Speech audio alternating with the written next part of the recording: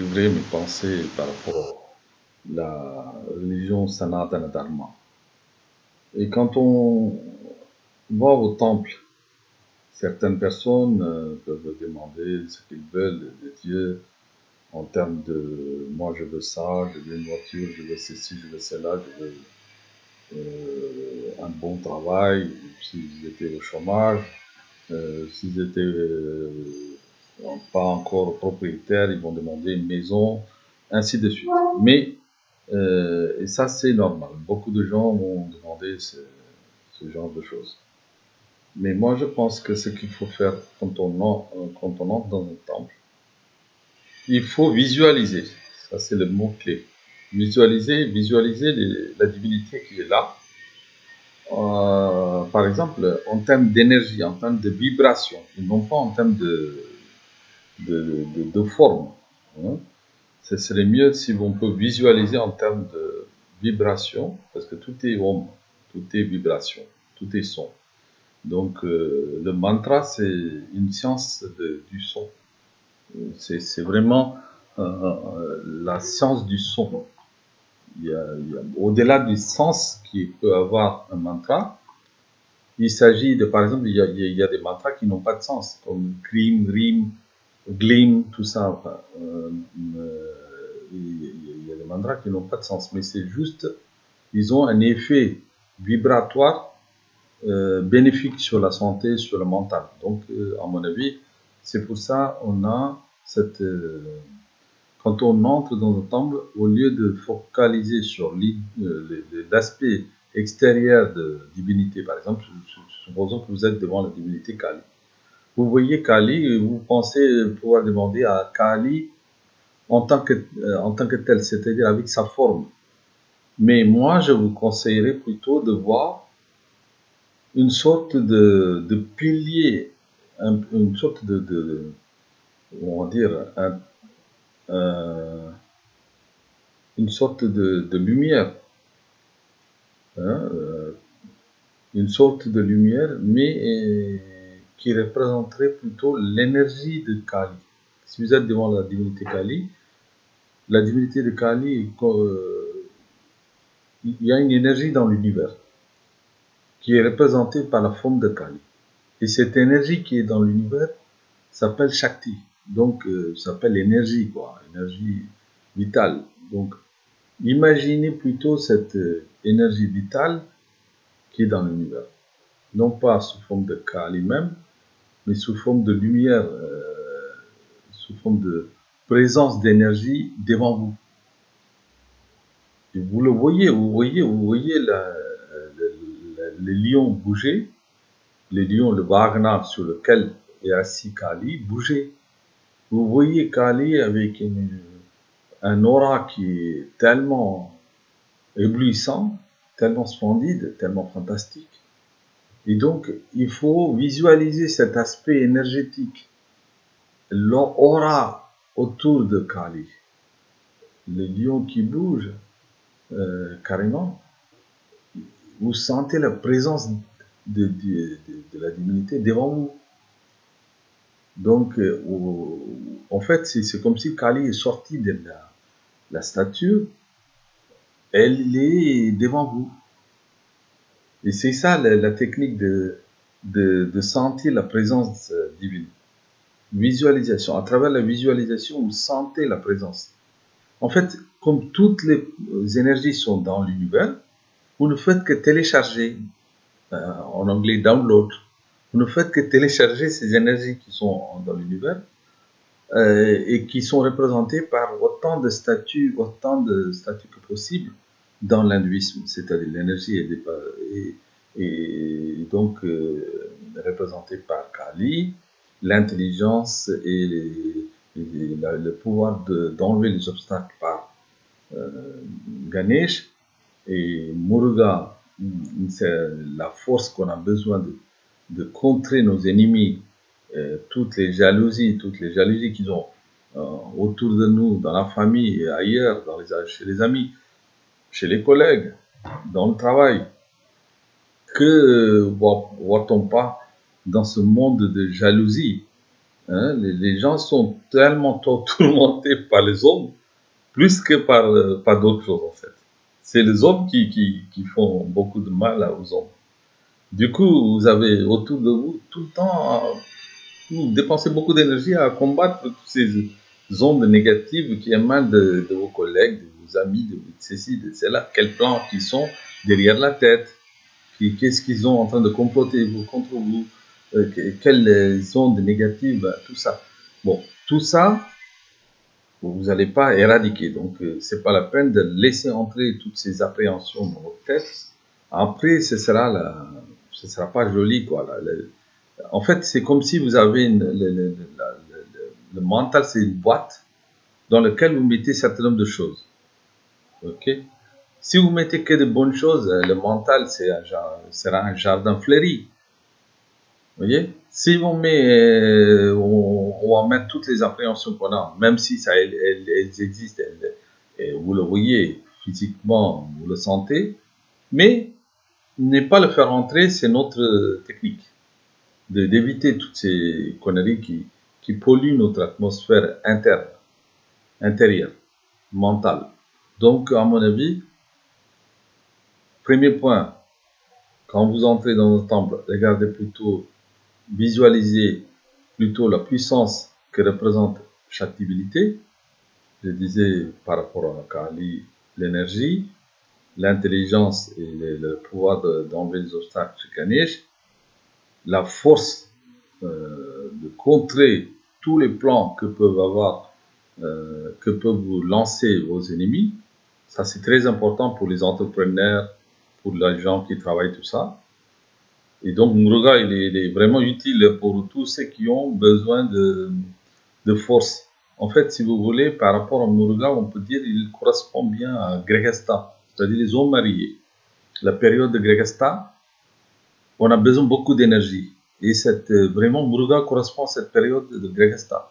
Du coup, c'est le plus célèbre. C'est pas étonnant, c'est scientifiquement. Vous voyez cette énergie qu'on a besoin pendant les trentaines, là. Quand vous êtes dans les trentaines, entre 30 et 40, vous avez besoin de cette énergie pour bien bosser, bien progresser, bien réaliser vos ambitions. Donc, cette énergie, et cette énergie est présente dans l'univers. Mais comment la capter? Comment la télécharger? Et c'est en priant Dieu, Muruga, qui forme une sorte de symbolisme de cette énergie. Et en concentrant votre mental, vous avez un support pour le mental, pour que ce mental puisse se canaliser et capter cette énergie. Vous voyez? Muruga, c'est la psychologie en fait. La science de Sanatana Dharma n'est rien d'autre que psychologie. La science, comment fonctionne votre mental, comment le capter, comment exploiter son potentiel à fond la caisse, 100%, pour que vous puissiez vivre bien en profitant de toutes les énergies qui sont présentes dans l'univers. Donc je me suis arrêté jusqu'à Muruga, mais après Saraswati, l'éducation fondamentale pour les enfants. Ensuite, Lakshmi, fondamentale encore pour les richesses, pour tout ce qui est l'argent, tout ça. On a besoin d'avoir l'argent. Ah oui. Et l'Inde n'a pas de complexe par rapport à cet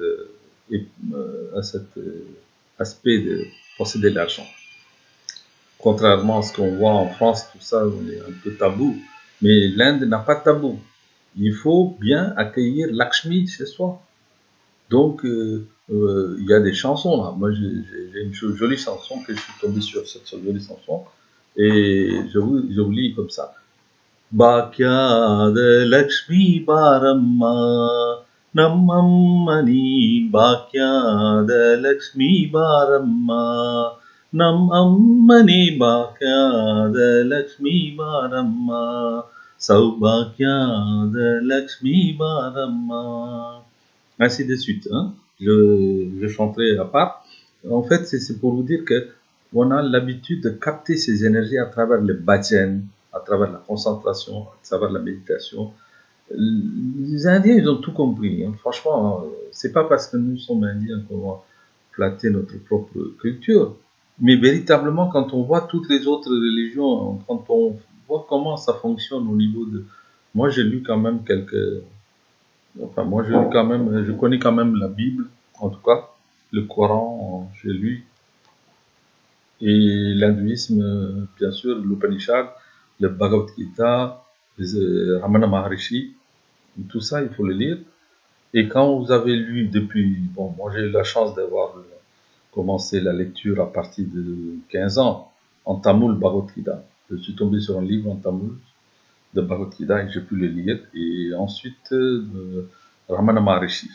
Parce qu'on était à Tiruvannamalai, on a pu lire les livres de Ramana Maharishi. Donc, à mon avis, ces deux choses-là qui m'ont débloqué quand j'étais jeune, et à partir de là, et surtout Aurobindo, parce que nous, moi j'ai eu doublement la chance d'être en Inde et d'être à Pondichéry, la chambre d'Aurobindo.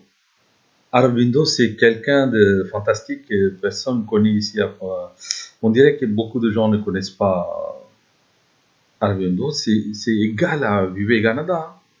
Swami Vivekananda, on entend parler, mais c'est Aurobindo, c'est vraiment le même personnage que Vivekananda en termes de spiritualité, en termes de force mentale, en termes d'intellect.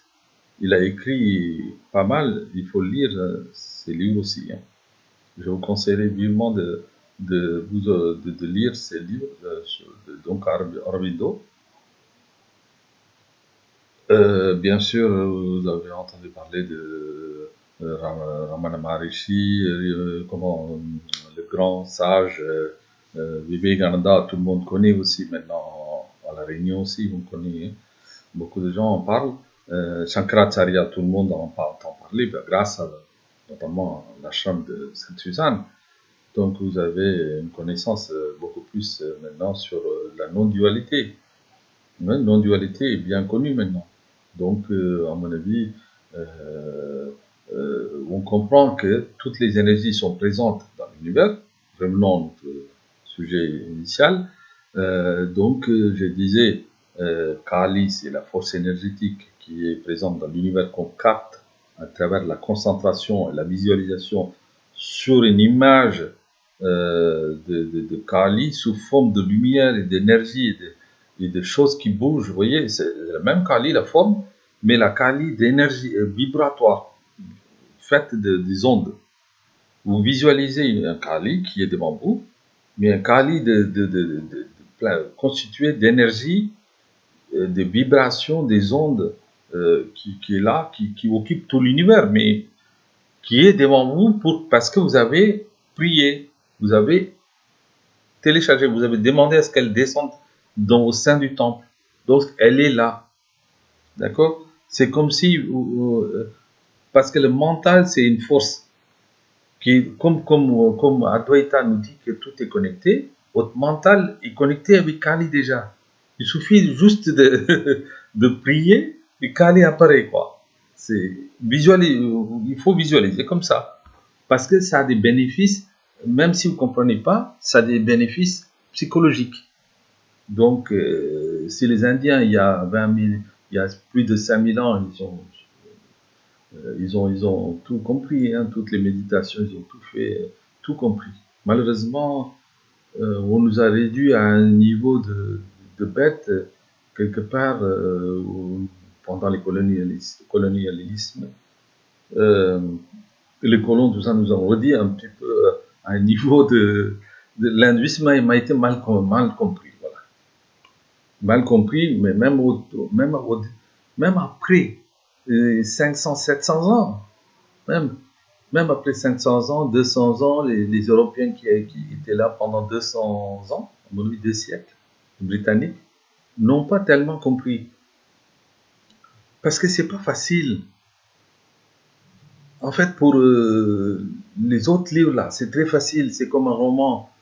Mais avec l'hindouisme, vous lisez les Upanishads, vous allez, c'est dense, hein, c'est dense, mais c'est vachement passionnant. C'est la vérité. En fait, quand vous avez deux choses à côte à côte, vous avez plein de mots, mais qui veulent rien dire. Priez-moi, sinon je vous tape. Et de l'autre côté, vous avez une explication scientifique de planète, comment télécharger ces forces en nous, C'est pour ça, dans les temples, vous avez des 9 planètes, l'énergie. Donc, et par la suite, je continue. Donc, au-delà, Hanuman aussi, c'est une sorte de Vinayaka qui enlève les obstacles parce qu'il a enlevé, il a secouru, il est venu au secours de Rama pour chercher carrément le médicament qui était sur une montagne. Il est allé chercher la colline carrément dans sa main, quoi. Il vient donc pour sauver la vie de Rama. Et ainsi, vous voyez, Hanuman, c'est une force énergie qu'on peut méditer. C'est des supports de méditation, tout simplement. Quand quelqu'un vous dit, ah, vous priez les idoles, non, c'est pas des idoles. C'est à travers les idoles, à travers les statues, on appelle la force qui est dans l'univers. On fait descendre en nous ou devant nous au sein du temple, vous voyez, devant le public, les fidèles qui sont autour, tous les fidèles qui sont assemblés, et une prière collective a la force de faire venir cette énergie qui est déjà présente dans l'univers, qui est déjà présente dans l'atmosphère. Mais quand on prie collectivement, la force mentale, et que, étant donné que tout est connecté, la force mentale agit sur cette énergie qui fait descendre carrément au sein de vos temples, c'est tout. Et comme ça, vous expliquez aux gens qui ne comprennent pas, non, on ne prie pas les statues. On prie les énergies, on le fait venir devant nous, en nous, on les intègre en nous. On devient de plus en plus fort en intégrant toutes ces énergies en nous. Les gens qui deviennent entrepreneurs et qui, voilà, c'est à cause de ça. Vous voyez?